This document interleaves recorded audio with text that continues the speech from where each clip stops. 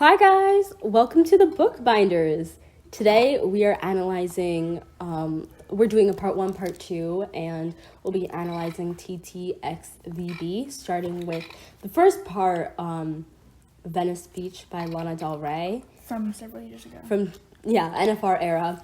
And we'll be analyzing this song and then blending it with the next episode where we'll be analyzing the almost second part of the song, TTXVB. I got it correct, right? Yeah. Okay. Taco truck. Taco Truck. Love that song. It's so fun. And so is this one, actually. It's nostalgic. This is one of my favorite Lana Del Rey songs by far of all time. I was analyzing it and getting flashbacks to last summer. Last summer, legit. Because this is the song that we listened to last summer. And, I mean, even the first time I listened to this song, I was like, why am I getting nostalgia for a time, like, I can't even remember? Like, I can't even remember why I'm getting nostalgia for this time. But then, you know, that's just what and now, like, I get real nostalgia for this song because we listened to it a lot in the NFR era and last summer. So, yeah, that's kind of what it reminds us of. Last summer. Last summer, when we for got sure. At least when I got into Lana Del Rey. Oh, So yeah. Mm-hmm. When I got into Lana Del Rey. I think, well, I feel like I've been on and off with Lana Del Rey, but I'm a big fan right now. So. I remember in the spring you told my mom, like, oh, I've been listening to a lot of Really? I did? Mm-hmm. I did. Yeah. When? I don't even remember this. I Okay. think when she drove us home from the 8th grade dance. And we went to I Panera definitely- at like 8 o'clock at night. I definitely liked Lana Del Rey I think I became a real big fan in January of last year.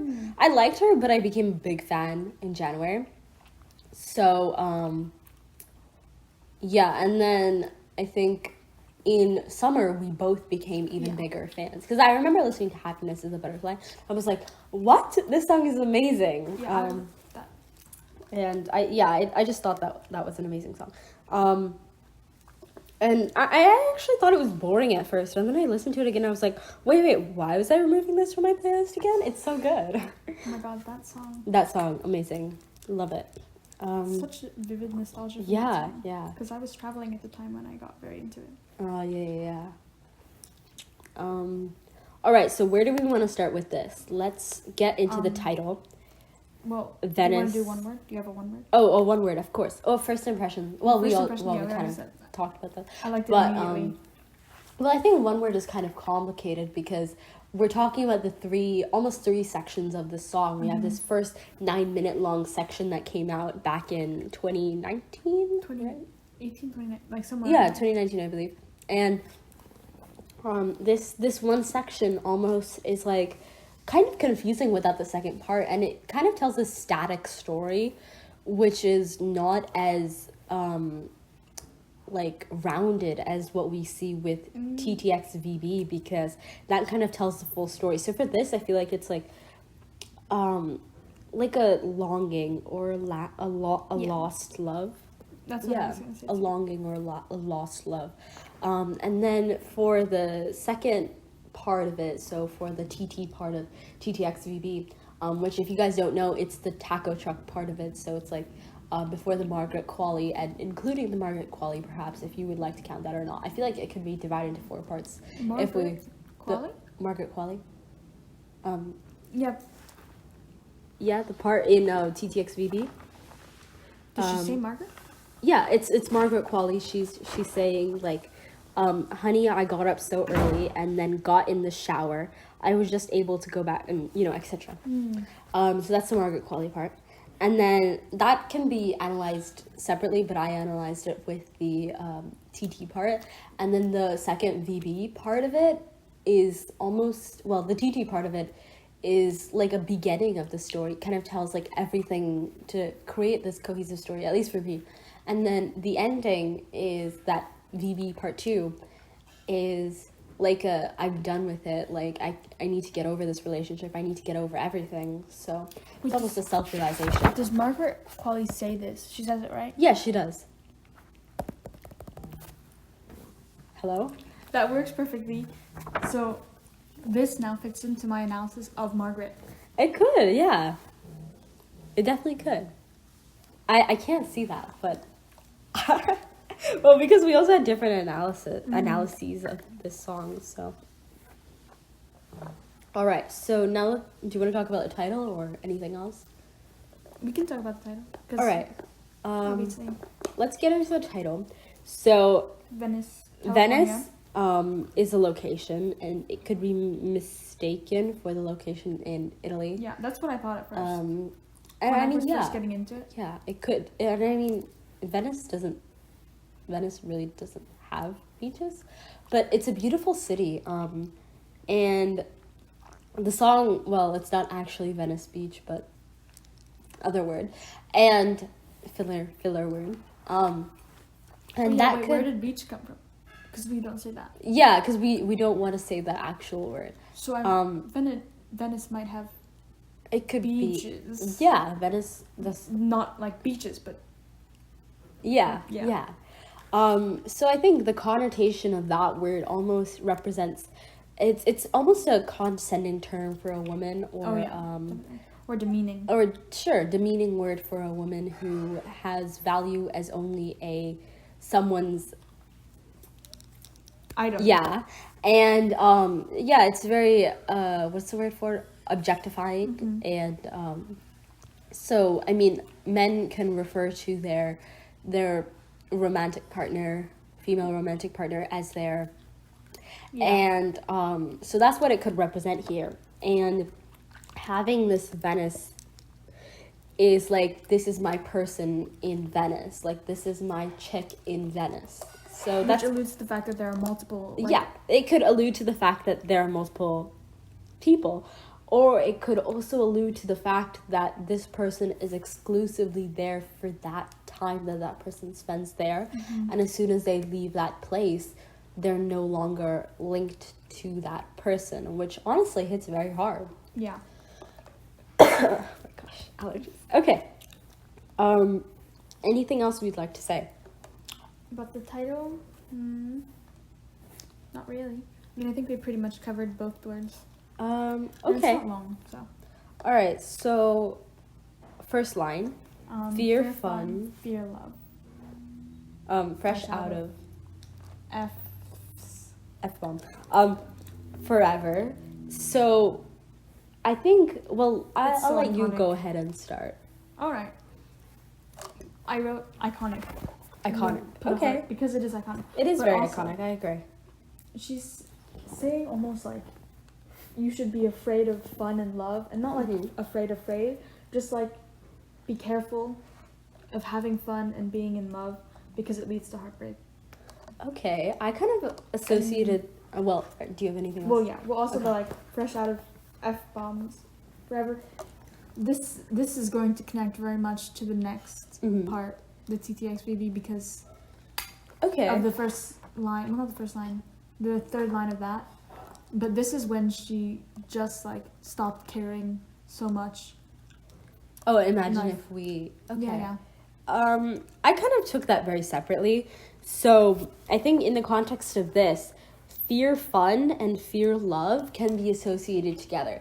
So this could almost imply that fear and love are equal to each other, because she's balancing it out with fear. Like if you cross out the fear, then it's just fun, love. And love and fun are represented as the same thing in perhaps her mind. Like love is just for fun in not only her mind, but in our character Jimmy's mind, who we represent as the male in Lana's story.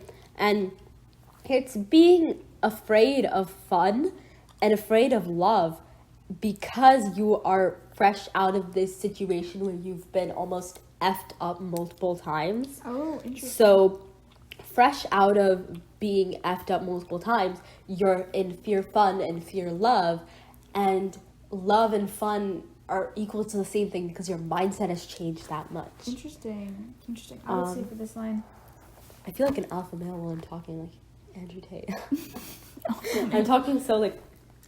There's a lot of hand gestures. Yeah, you know that. But it's yeah. You know, politician talking. Yes, exactly.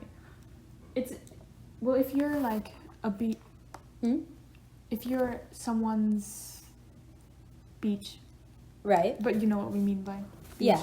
then you would fear like having too much fun or falling in love with them because you know that it's so temporary. Yeah, and I feel like that doesn't come in here yet. And that's almost the paradox. And I kind of wrote this like paradoxy kind of thing here because right now she's talking about previous relationships. She's saying, in all my previous relationships, I've been almost effed up in these relationships. And it's finally time to start fresh. But then she doesn't realize that in this case, she's only just a Venice chick. Like she's only just this Venice person. She's not anything else. So it's almost like this whole time she's like been thinking about it new. She's like, oh, fresh out of everything. This is like a whole new start. This is a whole new thing. Ends up she's in the same situation again and again and again. Like she can't get out of this little weekday kind of thing. Yeah, like a repetitive cycle. Precisely. That makes sense. Anything else? I mean, not really. Like I said, it's just protecting yourself because right. And yeah, I think protection can also come into it a lot because, like wanting to protect yourself from this, like being effed up again can play into this. Like you don't want to go through heartbreak, which is fear of fun and fear of love, which are associated together. So that's why there is this like shift in the mindset. Next line, trying to be stronger for you. What did you say for this line? So for this line, trying to be stronger for you almost ties back into the last line where she's like, I'm ready to start new, but she's trying to be stronger for you and forgetting her past. This almost reminds me of A&W, where she goes through a lot of bad situations regarding her past romances. So that almost goes back into that. That's like saying like, she's trying to be ready to get into fun, get into love, and she's trying to be stronger for you, this Jimmy man. Also, might I mention, the perspective changes a lot throughout these 3-ish, 4-ish parts of this song. So, yeah, I think that's to bear in mind. Interesting. I said something similar, just putting someone else's needs first to keep her strong, to distract her and give her something to do that's going to motivate her to be strong. I feel like it can be taken both ways, for sure. The next line, ice cream, ice queen, I dream in jeans and leather. Why don't you start off? Okay. Ice cream is like cold and also sweet, and it's very nostalgic, but then ice queen is alluding to being closed off and cold-hearted. Okay, yeah. And then dreaming in jeans and leather. It's almost like this persona she's building of someone who's like sweet but also distant, emotionally distant but still sweet, and has a badass persona. Okay.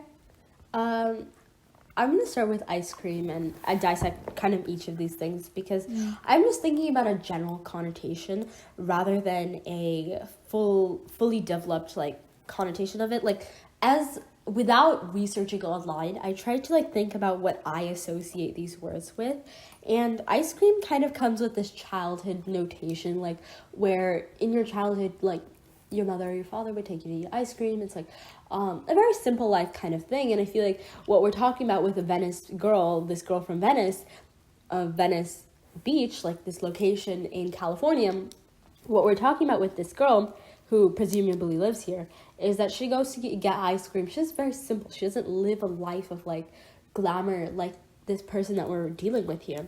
And ice queen can almost be like this reserved thing where she's like, I don't want to share, like I want to live this life, I want to be stuck here forever. Iced queen, iced in time.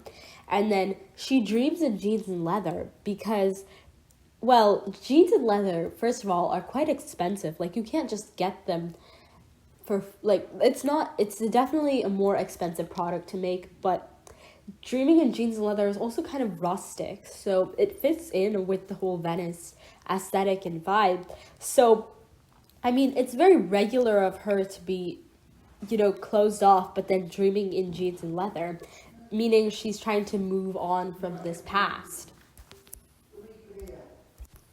Is there anything you'd like to say? About what? About the previous line? Not really. I said everything. Okay. The next line, live stream, I'm sweet for you. What do you think about this line? Okay, so I feel like we're dealing with a plot line here where Lana is in a relationship. Lana, presumably the main character, not actually Lana Del Rey once again. And we have our male in this relationship because Lana, presumably also a straight woman, she is dating this man, perhaps Jimmy, and that's what we'd like to call him, Jimmy or Babe, as mentioned in some previous songs. So, and of course, AW. So I feel like Jimmy is one of those types of people who is this, like, star. He is a rock star, and I feel like that's why Lana met him.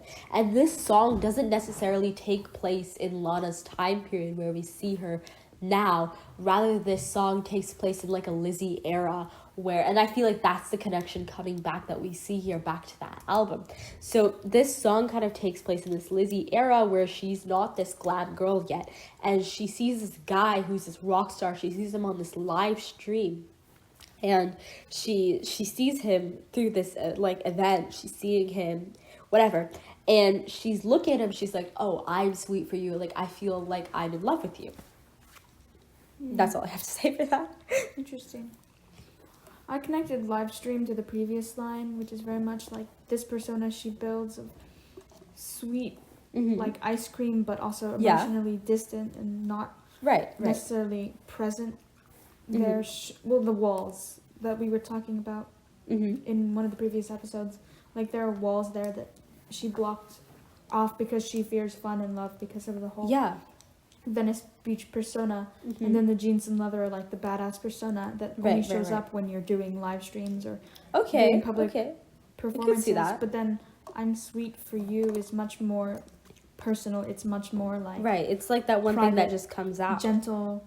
It's not a performance, and it doesn't, like, being sweet for someone doesn't fit in with the whole jeans and leather rock star biker persona. And the person she's sweet for in the analysis is going to be Margaret, apparently. Oh, okay. That's interesting.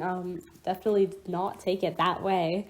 But I can see that. Like, it could definitely fit in. There are lots of queer notations in this song. But in the Lana essence of this, I tried to keep it what Lana, I don't know, what I have this presumption of Lana as. Anyway. Well, like, it doesn't have to be doesn't. Margaret. Basically, it's just anyone. Anyone. It's just trying to connect the whole Margaret quality right. portion of the other song. I don't really know why she chose Margaret to sing that other part in the song, but I feel like it could have some correlation to the actual plot of the song. I feel like it has like almost a bitter kind of connotation, but let's get into that later in the second part. So in this, the next line she says is, "Oh God, miss you on my lips," which almost signifies this longingness of this guy who she's left because, or who's left her because he's this rock star, right? So he's this guy who has all of these priorities and all of these other things to do that Lana is just a Venice chick. Like, that's all she is to him, and that's all she is in this superficial relationship. So she's missing him, but we don't really know if he even pays a thought to her unless he comes back to Venice. Yeah, I had a very similar analysis, except mine is not some rock star, it's just some person. Right. And Lana is actually the famous one. Oh, okay. Well, not like famous, but like more famous than the other person. And this is very superficial. It's not missing the person's personality, just their physical presence. Right. Okay. Is there anything else you want to go over? Not for this one. Okay. Next slide. All right. It's me, your little Venice. Okay.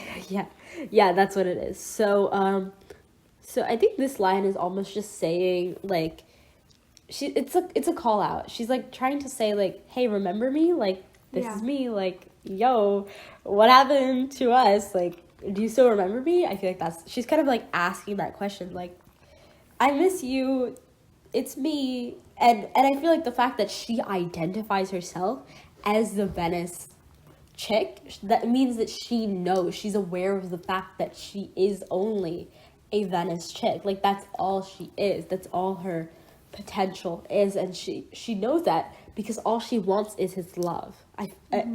That's my take on it. And she uses the word little, meaning... It's demeaning. It's demeaning, but also I feel like since this is almost going back to her Lizzie era, she's this young girl compared to this big rock star that it doesn't even matter. She's just this little Venice chick. Interesting. Yeah. For my analysis, it's not much like she is necessarily unloved by the person. It's more like neither of them truly loves the other. Right. But they are so effed up from the past that they can't get proper relationship. And so she just latches onto something that will make her forget the past and make her feel better. And in this, it's like, yeah, definitely calling out, like, identifying herself. It's me, the person that you spent your time with. But, right. Like, they as a unit only exist in Venice. I think regarding this song, well, it's not necessarily that the guy does not want to reciprocate the love. I just think that he only reciprocates love while he's in Venice. And then after that, he just forgets about her. And I think that's the part that breaks Lana the most. And almost the fact, she doesn't even care that, like, he doesn't, love her for real. But, like, or whatever he does, all she wants is that, like, one time where he comes back and he doesn't forget her, which ties back to the line, don't forget me from title track, where the whole time she's just like, don't forget me. And I think that's what it's just trying to convey here. Like instead of love me, just don't forget me. That's the idea. See, for the title track, Don't Forget Me, she was talking to, like, the fans and the music industry for my analysis. So it doesn't really fit. I feel like the Don't Forget Me line could definitely correlate to a lot of different songs, and I feel like other than title track, I feel like it could also be talking to all of her previous lovers. It could almost be talking to anybody who's ever, and I feel like you mentioned that it could be talking to anybody in Lana's base, like in Lana's association. Alright, so next line, or is there anything else we'd like to talk about? Next line, we can move on. Okay. On the stoop with the neighborhood kids. What did you say for this? I didn't really say much of anything deep. It's just okay. I didn't really say much of anything deep, but I definitely correlated it. So being on the stoop with the neighborhood kids also shows, like, a simple life. And once again, connecting it back to the whole Lizzie thing, I feel like when Lana was Lizzie, she perhaps took a trip to Venice, which is what made her the Venice chick, and she met there, went back to Florida, whatever it was to bid, and now she comes back to Venice and she's, like, reliving all these memories, which is what we see in this new album. And now on the stoop with the neighborhood kids shows once again that simple life, shows that she's just another simple girl, like, she's not anything big. And with the neighborhood kids means that she's not necessarily, like, this person who gets a lot of attention like that. She's just another neighborhood kid. Yeah, my analysis is very much the same, like, building on to the motif of the simple life. Right. And the just domestic little happiness. Precisely. And obviously, if she's with the kids, then she's probably on the younger side. Yeah. It's like, I don't know. Whatever. Middle-aged woman would, yeah. So, like, I would say teenager would be normal. So yeah, teenager. And this could, like, connect it back to the little Venice Beach. Yeah. It reminds me a little bit of Carmen or Lolita, which are amazing songs by Lana Del Rey. Love both of those songs. But it kind of reminds me of that. And then next line, calling out, beg, beg, kiss, kiss. Oof. I mean, another person might be like, what is this? But I feel like there's a lot of depth in this line. Well, what did you think? Well, I feel like beg, beg almost represents suicide to an extent. And calling out is like her like, hey, I'm sending you a message. And being a teenager, you're kind of dramatic. You're like, you know what? Like, if you don't love me back, like, I might resort to something else. And I feel like that's what the bang bang here is. If, like, she doesn't have him there with her, like, to be in love with her, which is the kiss part. So she's, like, calling out bang bang or kiss. Like, choose one. Like, I could die or you come to me right now. And I feel like she's giving him that ultimatum. And then he sends the ultimatum back as well, which is, like, calling out bang bang kiss. Like, and then I feel like, because later on he says, like, signing us, what did she say? Sounding off bang bang kiss. Yeah, and I feel like it correlates, but we'll see. What would you like to say about this? The suicide angle is very interesting. I have bang bang as like gunshots, so really just violence. So it's like in the beginning she's calling out to whoever the person is that she spends time with in Venice, whoever that person may be. She's like asking them to come back and be with her in Venice, like they used to be, like they well, I would say like last summer or the summer before that. Yeah, NFR is definitely such a summer album, and that's then this summer she's calling them and like come back and be with me again. Right. Because, either violence. I didn't have suicide, just like anger mainly, or love. Well, not really love, just time. Yeah. Romance, in a way. Perfect. The next line, you're in the yard, I light the fire. Ooh. Okay. Would you like to start? Alright. I took this in a sort of, you're in the yard, so you're leaving. Like, you're in the yard because you're walking away from my house or apartment or wherever she's living at the time. And she's lighting the fire because the weather's getting colder because it's turning into fall. Okay. That's hence the next line. Yeah.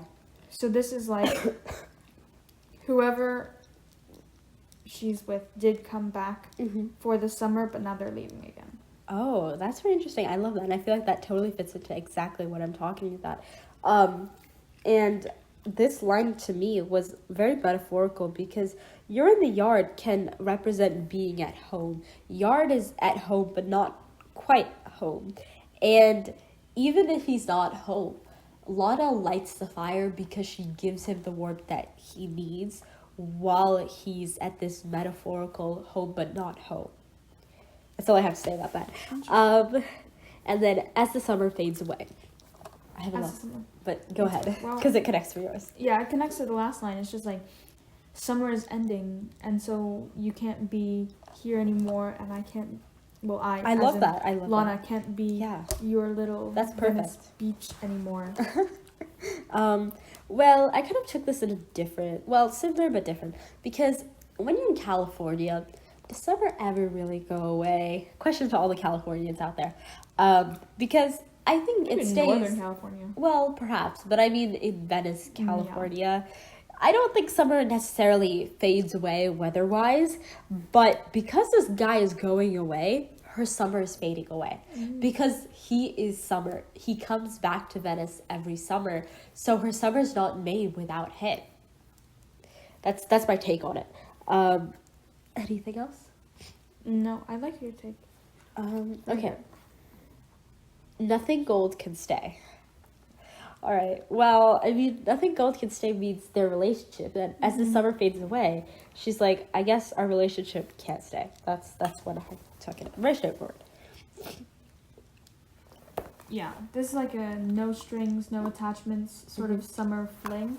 Yeah. And as good as it was, as gold, as it was during the summer, it's not able to survive when it's not in that summer Venice environment. Perhaps, and precisely. And then the next line, you write, you go first because it connects to like the next line. Alright. Okay. So go ahead. You write, I tore, we make it work. So this line connects to the previous line. It's like they can't survive as a couple or whatever outside of the summer, outside of Venice. Yes. And even if they want to be together, and in my analysis they do want to be together, they have to keep themselves separated because it won't survive, which is why, like, whoever she is the Venice Beach of goes away to wherever and does writing. I don't know, that's pretty much self-explanatory. Okay. And then she tours the country and we make it work. That's like, they do what they need to do to keep themselves apart from each other. Okay. Do you want to also do the next 2 lines so that I can also do those, but in my own analysis? Okay. You're beautiful and I'm insane.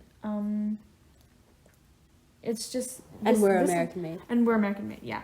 This one, I took it like, she's saying, you're beautiful, and then that makes me insane. Like, that's why I'm so attached to you, because you're so attractive, and it could also be talking about, like, personality-wise, you're so incredible. Yeah, beautiful. I think and definitely. that's why I'm so crazy for you. Yeah, and I think that's a great take on it, because I thought about it a little differently. I'll get into that.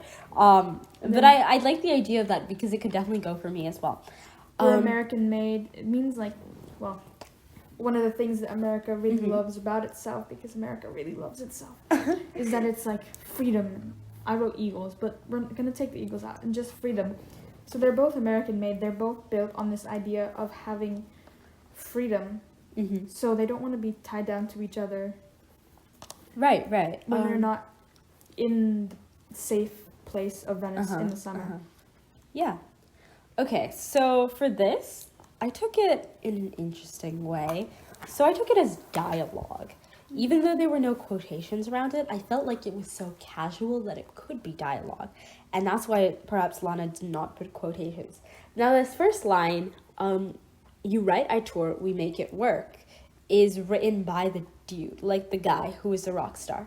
And he says, you write, I tour, which means that Lana is almost the genius. Lana is that Lizzie, the girl who's behind the scenes, the girl who has all of the talent, all of the power. And Lana writes his music, Lana Lizzie, and you write, I tour. He's the one who goes. He's like, oh yeah, you can do all the work. You're little, I can manipulate you, and I'll go tour. I'll have all my different chicks, and you can just be my Venice one. Perhaps you're the most special of all of them, whatever you are, whatever you want to be. But I want to tour. That's what he has his priorities. He has asserted that. But Lana is being so naive. She goes along with that, and he's like, oh yeah, we're gonna make it work. He's like trying to be reassuring to this Lizzie character. And, you know, Lana is like, you're beautiful. Like, she's like, oh my God, I love you so much. But then in a way, like, in the back of her mind, she knows, like, I'm insane for trusting this guy. I'm insane for believing in him, because she's insane. She's almost delusional for this case, because, I mean, ultimately I could have just said, my one word could have been delulu, but yeah, she's very delusional for this, because she believes that he could viably love her. And then they say that they're American made because, and I feel like, so the next line, you're beautiful and I'm insane, Lana says that. And then they say together, they like perhaps sing in a song, or like she does like the vocals on a song where she's like, we're American made. And then that part conveys the message of like, we are a stereotypical American couple. Like, I feel like that's what they're trying to say. Like, oh yeah, I'm just a rock star and you're just like my groupie girl or whatever. And that's supposed to be this like America stereotype. I didn't really take it in any context of like what America is at its raw like depiction through other countries, but really as like a stereotype. Yeah, that's all I have there. So yeah, more of a dialogue kind of thing. Interesting, yeah. Do you have anything else to say? No, yeah. Okay, so give me homework. Well, go ahead. What did you say? Well, okay. Do you want to go first? No, you can say it. So homework is very much like neat little family Christmas card photos. Yeah. When everyone's wearing matching sweaters. Mm-hmm. And there's like warm wishes for the Christmas season or whatever. Yeah. It's like boring bliss. Never gotten one. You've gotten Christmas cards. I've sent you, but yeah. Like not formally. Okay, next year I'll send you formal Christmas cards. Perfect. Also, you're like the only American person I know. I mean, I'm American, but you know, like American. Okay, that sounds odd. Are you saying I'm... I mean, we're all American. Okay. We're American made. No, I mean, I'm just not all gung-ho on the, like, American traditions or whatever, because my family does not do the American stuff.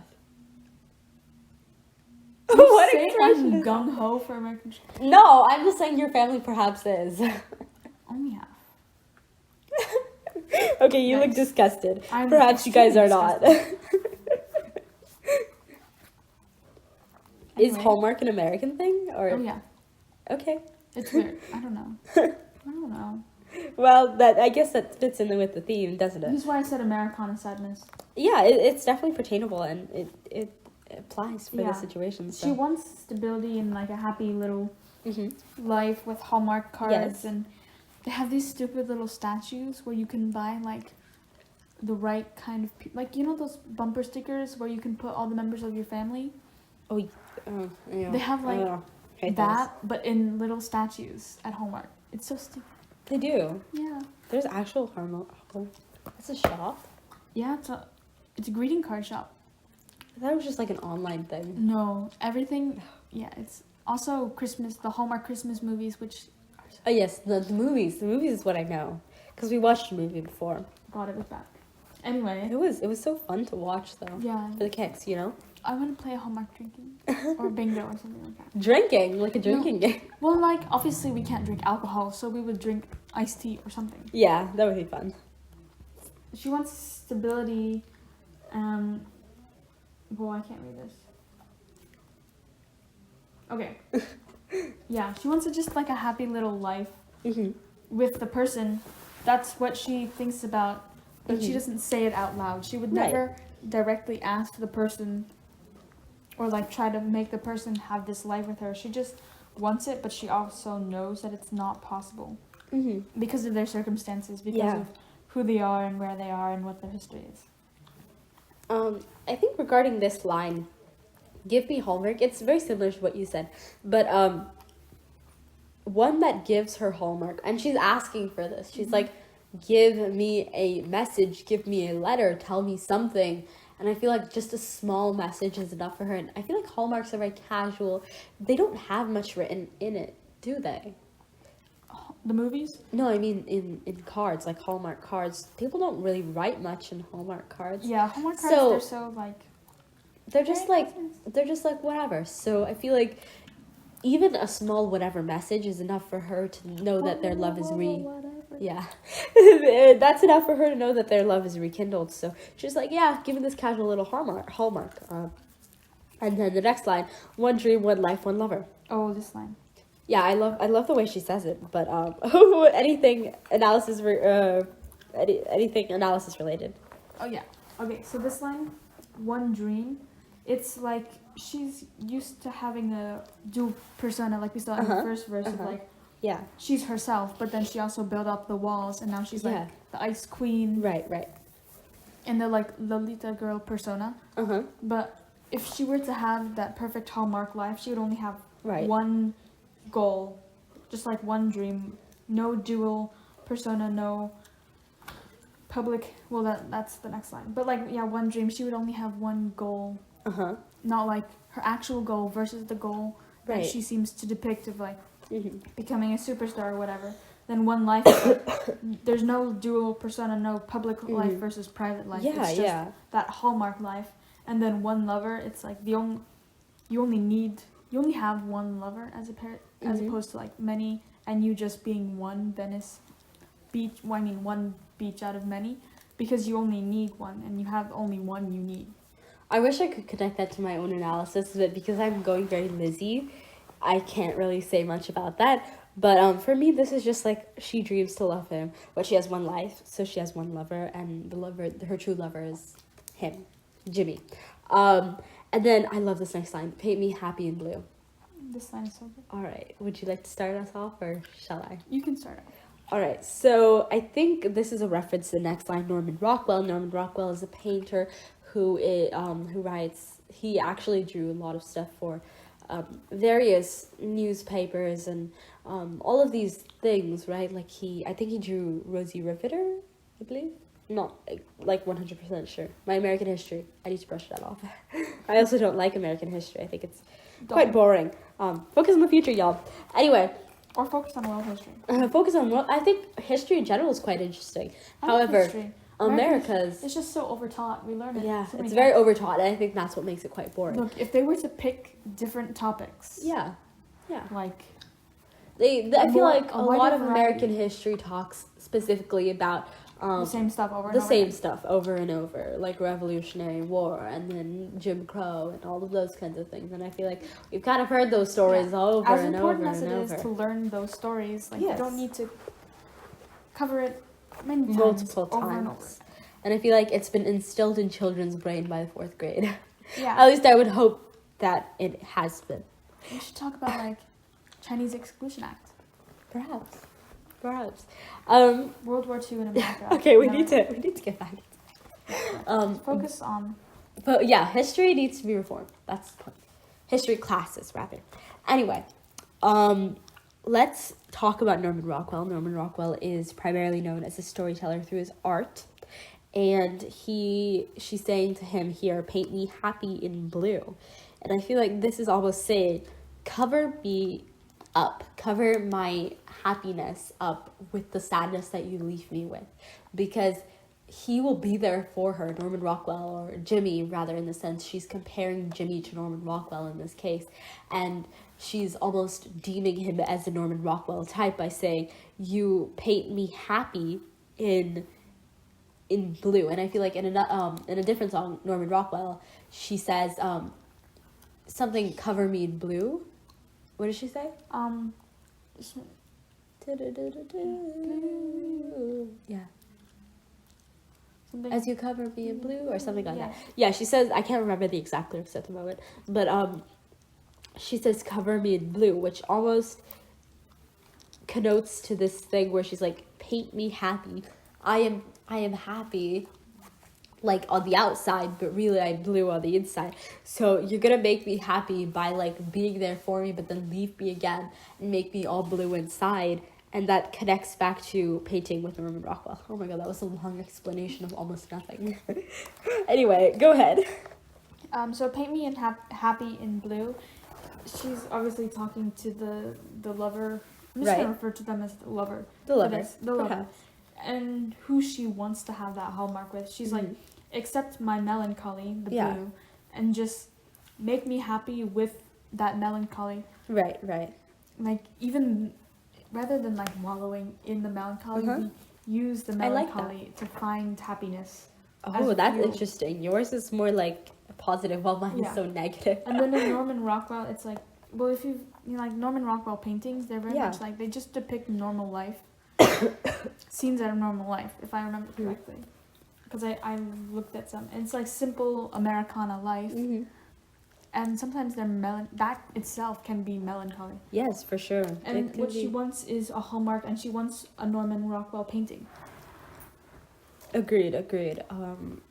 And that could definitely, I like that depiction of wanting a Norman Rockwell painting of this normal life with this guy. And I think, guy in my case, whoever it is. And that goes in the next line, Norman Rockwell, "No hype under our covers." This could be a reference to, of course, sexual tension, but I feel like I've never heard that sexual tension in that line. No hype under our covers? Yeah. Maybe it's just me. I mean, like, no, I've heard definitely this connotation of like that, but never like tension. Okay. Well, in the context of tension, because I can take it in non-tension as well. In the context of tension, it's like, there is no need to like have this whole thing where it's like, I'm with you for the hype under the covers, and I'm with you for the love that you give me, the passion that you have in our relationship.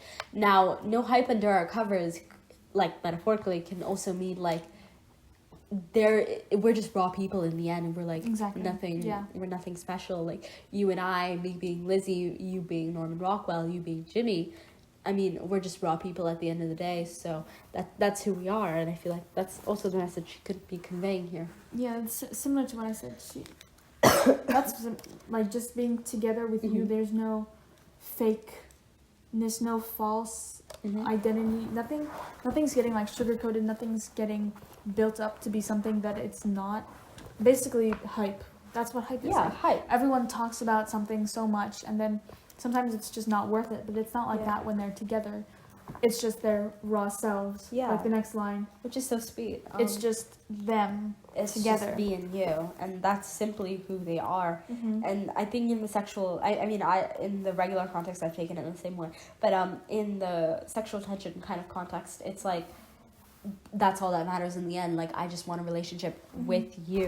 There's nothing else that necessarily matters in the relationship if it's just me and you. And then that goes into the next lyrics. Well, that's just the oh God, miss you on my lips in the chorus. And then she says, oh yeah, 3 times, which is, well, what's the line? Sounding off, bang, bang. Yeah. Well, do you have analysis for oh yeah? I have analysis for sounding off, bang. Yeah, me too, but... Okay, go ahead for sounding off, bang. Okay, so sounding off is very much like being loud. And then in this case, I took it to mean like shouting at each other, so they're fighting. Yeah. So they're like...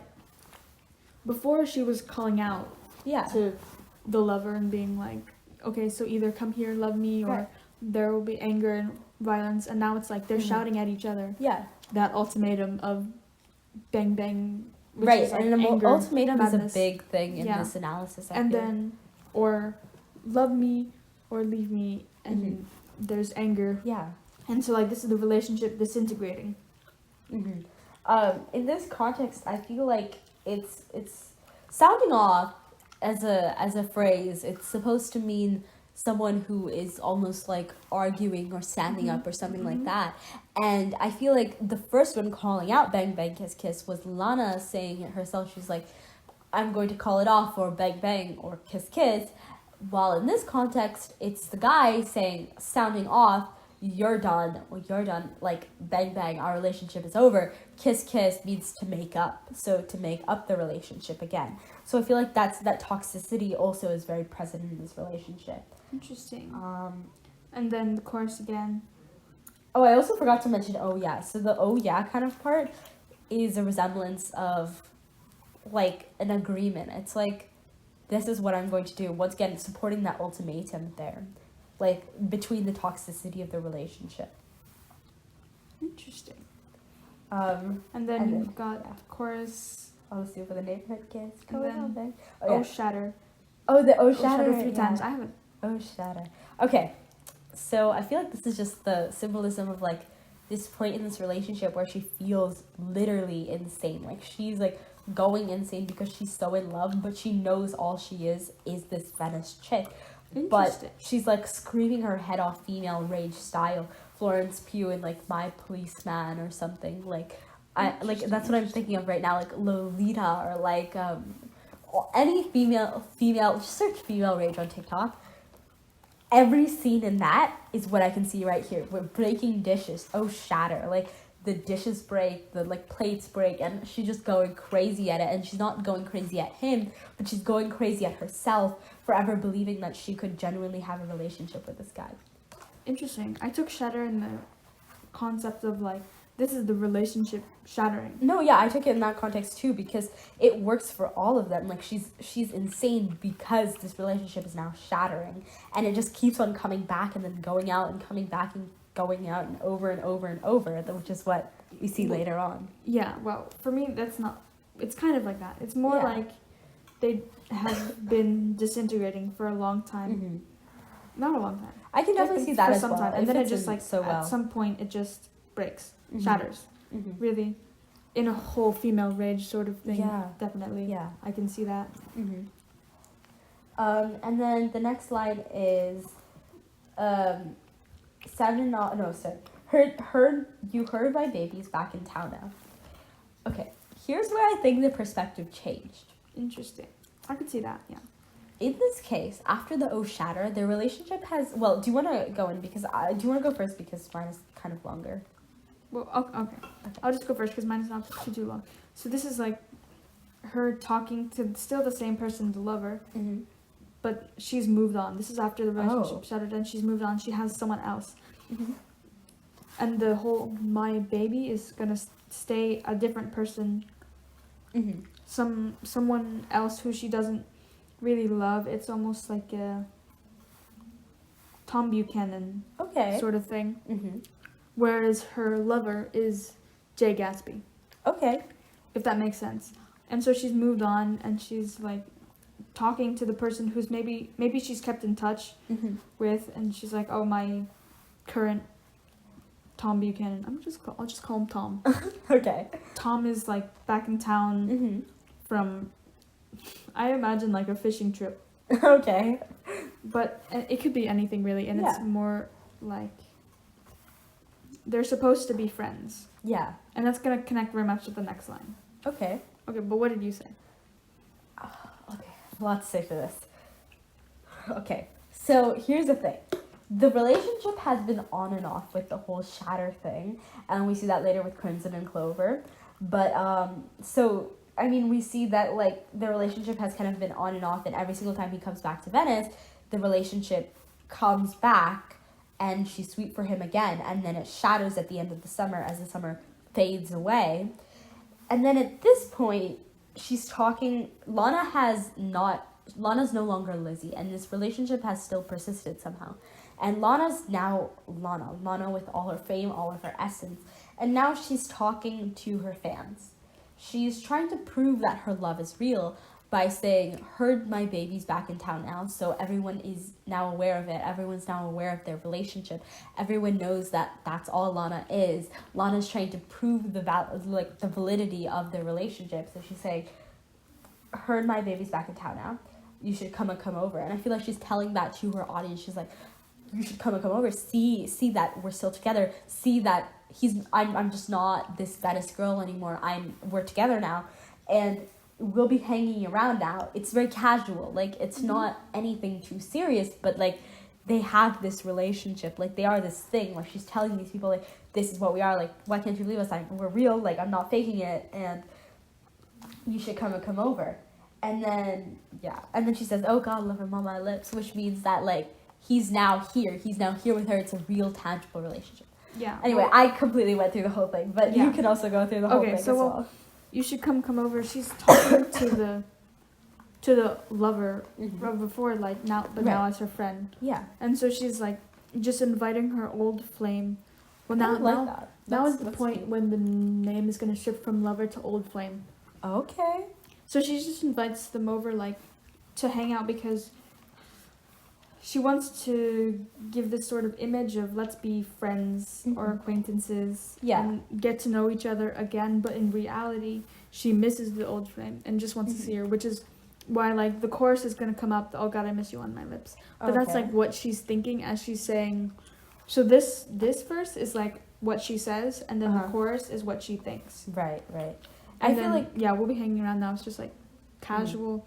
It's almost like promising only friendship, nothing more, but in her mind she misses being in that relationship.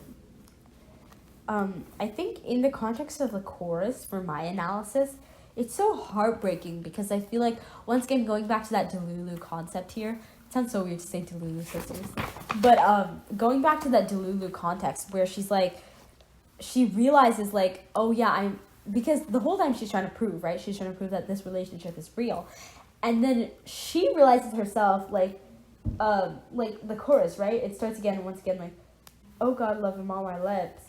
It's me, your little on the stoop with the neighborhood kids calling out. I feel like she realizes, like, oh my God, I've been, like, selling this fake story again and again and again. It's a repeat. It's a deja vu. And she's, like, running through this Groundhog Day kind of thing. And she's almost scared. She's, like, scared to fall into this trap again, Alice in the Wonderland kind of style. Interesting. Anything else? Well, not until the next line. The next line? Okay. Well, go into the next line. Go ahead. Well, okay, so the next line is back in the garden. Do you want to go first? No, you go ahead. Okay, so before the old flame was, like, in the yard as they're leaving, right? And now she's like, and so in my mind that's, like, the front of the house where you walk out. Okay. But now they're, like, way at the back in the garden. And it's almost like her inviting them to come back to her. Okay. And that's going to connect very much to the what comes forward with the My Baby Crimson and Clover. That's going to connect.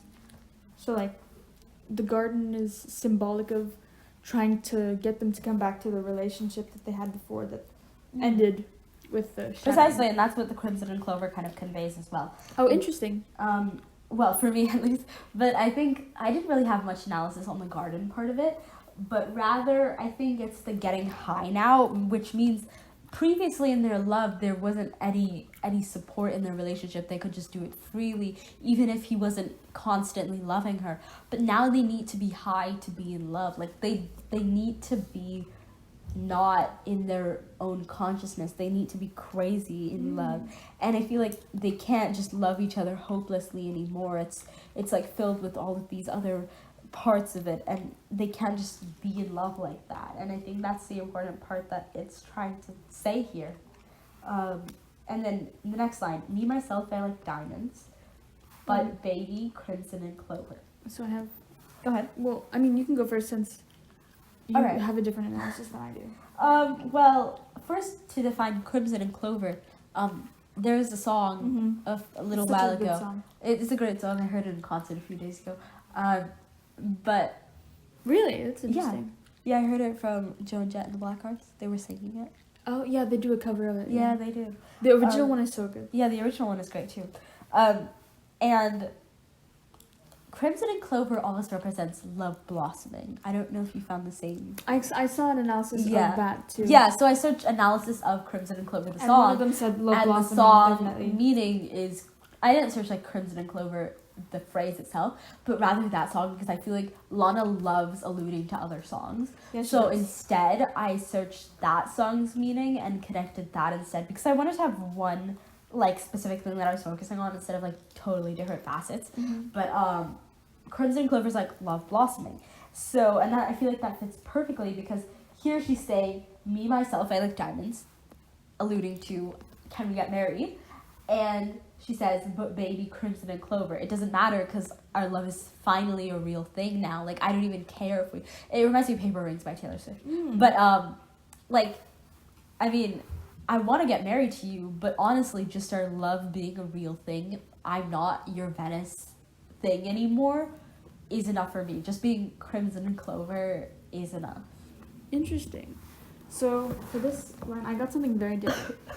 What did you say? So as I said already, like the baby is the person she's with now, who's almost Tom Buchanan, who she doesn't love. Maybe she loved once upon a time, but not nearly as much as she loved the old flame. So me myself, I like diamonds, and diamonds, as like the gem, are symbols of strength and eternal love, which is why they're used for like wedding rings. And she wants eternal, true love that's strong and can withstand things.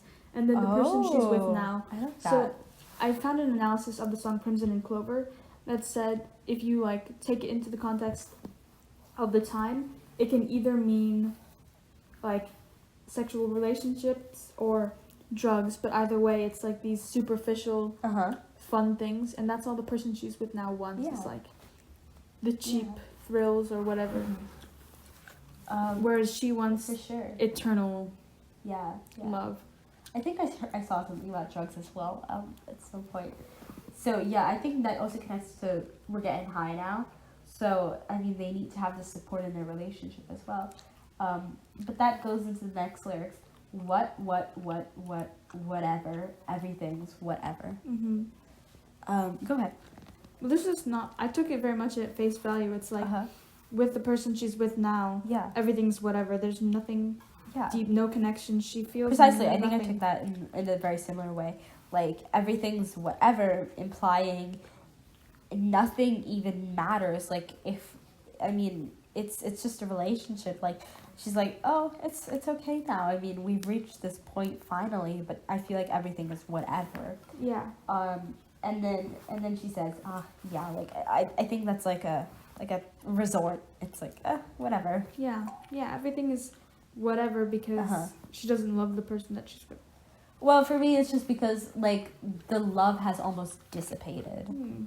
Or, like, at least the love has, like, it's there now, but it feels whatever because she's not this, like, exclusive thing anymore. She's now this main thing. Yeah.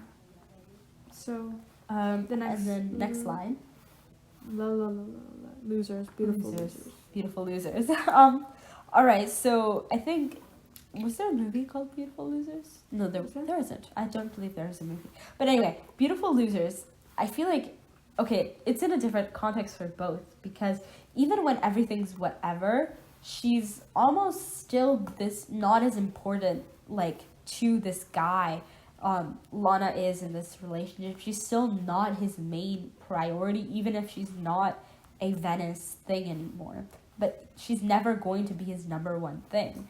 And so she's saying beautiful losers because he's a loser because he has to miss out on her. And she's a loser for thinking that he could ever love her. Interesting. I took this as more like she's talking to the old flame. And obviously since your analysis doesn't have like the switch in person, then you wouldn't have this. But she's like telling the old flame, reflecting back like, we had the chance to be something and now we are here. Beautiful in terms of like, still the same us, still looking good, still right. Beautiful in every connotation of the word, but we're losers because we failed. We let ourselves, precisely, we let our love, if it was love, fail.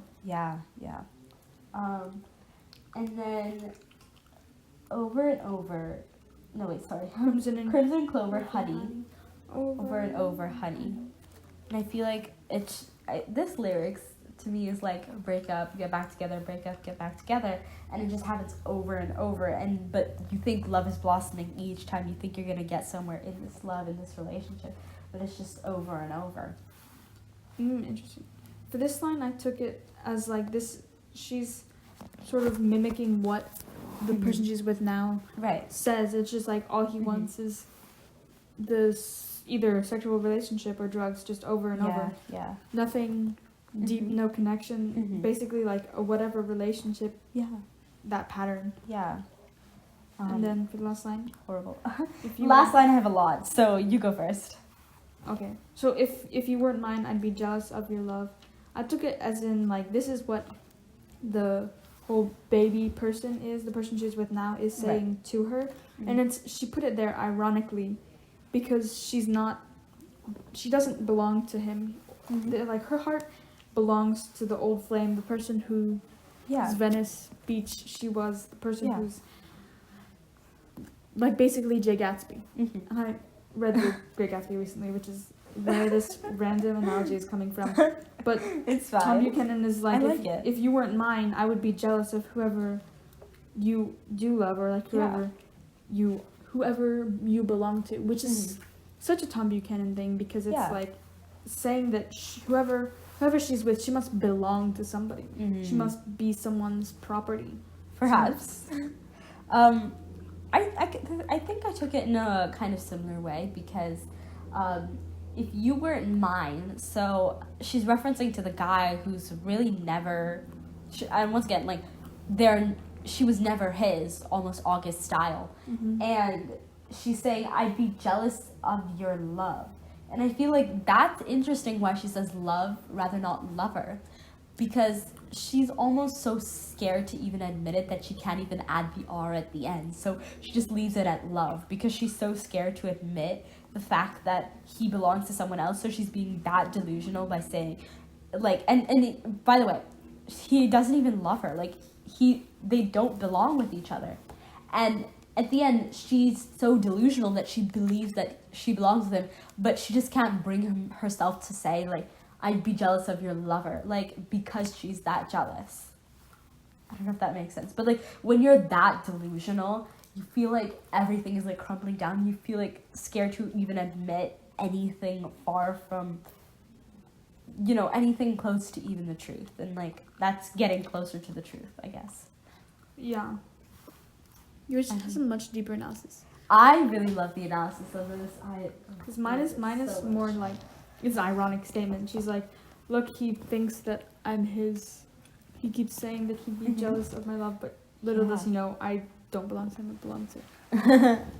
Well, I mean, I like that. It's very like sneaky.